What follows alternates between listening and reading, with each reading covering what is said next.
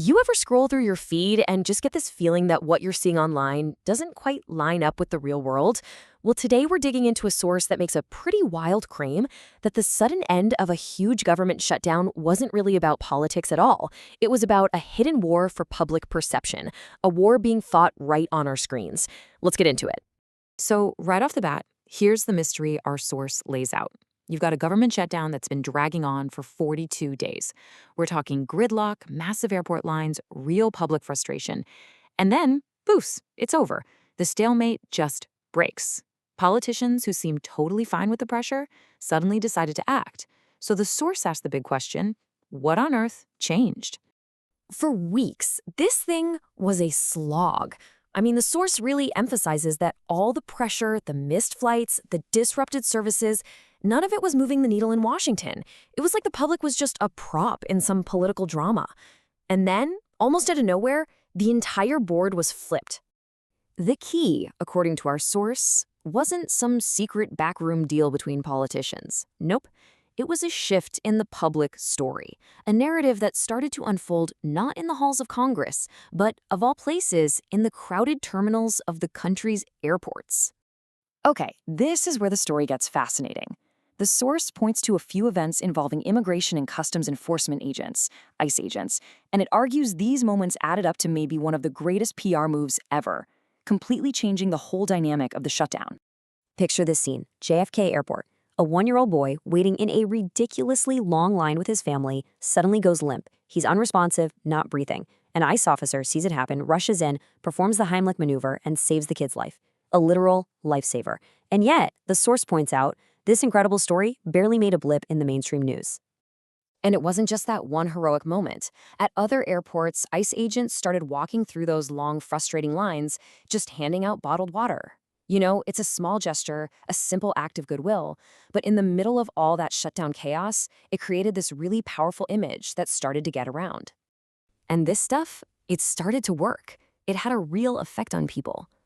The source captured this incredible moment where a traveler, in broken English, takes a bottle of water, shakes an agent's hand, and just says, thank you. He says, "I happy for the ice." It's such a small interaction, but man, it speaks volumes. So here's the bottom line. The source claims that this organic shift in public feeling, this groundswell of goodwill towards these government agents on the front lines, it created a PR wave that politicians knew they were about to get crushed by. And that, the source argues, is the real reason the shutdown ended so suddenly. But the story doesn't stop there, not even close. The source uses this real-world example as a doorway to a much bigger, frankly, more unsettling idea. That our phones, our social media feeds, they've become the main battlefield for our own thoughts and opinions. And the argument gets pretty intense here. The source is basically claiming that as algorithms and AI get smarter, we're being nudged and shaped so constantly, so subtly, that we might not even know if a decision we make is actually ours, or if it's been slowly built for us, piece by piece, post by post. Which all leads to the one question that drives the rest of this whole analysis.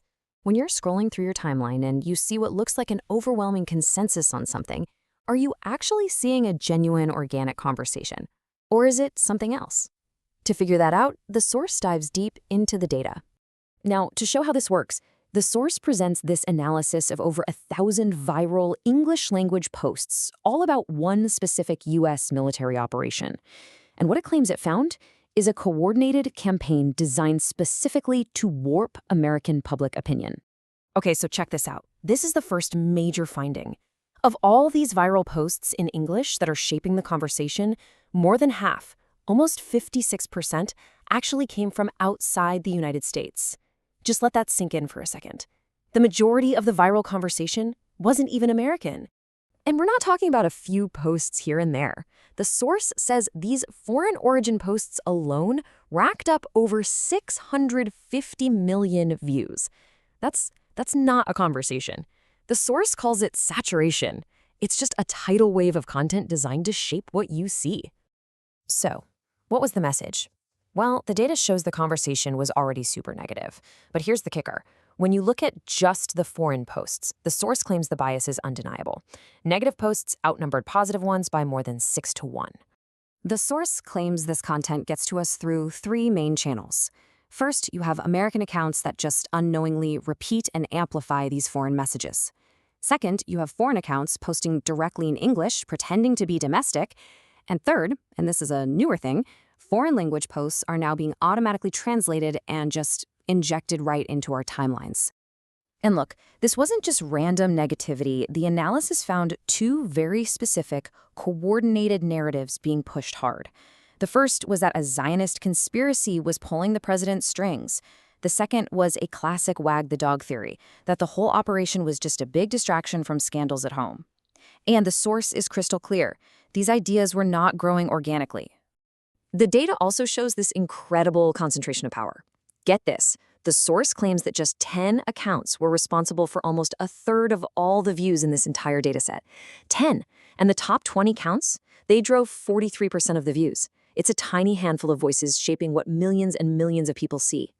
So, all of this builds to the source's main idea, what it calls the digital mirage. It's this concept that the world we see on social media isn't a real reflection of public opinion, but a carefully constructed reality that's just designed to feel real. So think about it. If you were only looking at your social media feed, you'd be absolutely convinced that public opposition to this military policy was massive. I mean, the negativity was deafening. But then the source asks the most critical question of all. How does that online reality stack up against actual, real-world polling data? And wow, here is the absolute heart of the argument. Just look at this disconnect. The online world was a roaring negative echo chamber. But according to the source's polling, in the real world, 81% of MAGA Republicans, 61% of non-MAGA Republicans, and plurality of all Americans actually supported the policy. It's like two completely different realities existing at the same time. So this is it. This is the digital mirage, a constructed environment where the loudest, the most extreme, and often the most inflammatory voices get amplified until they look and feel like they're the majority. It's all designed to make you feel like your own opinion is the weird one, that you're in the minority, even when the exact opposite is true. And the final takeaway from this source is, it's a big one. It argues that the future of public debate isn't really being decided in town halls or policy debates anymore. The real battlefield, where hearts and minds are actually won and lost, is now our social media timelines. Which leaves us with a pretty heavy question to think about the next time we're scrolling, right? Is what you're seeing, is it a genuine reflection of the world, or is it a careful construction? According to this source, figuring out the difference is more important than it's ever been.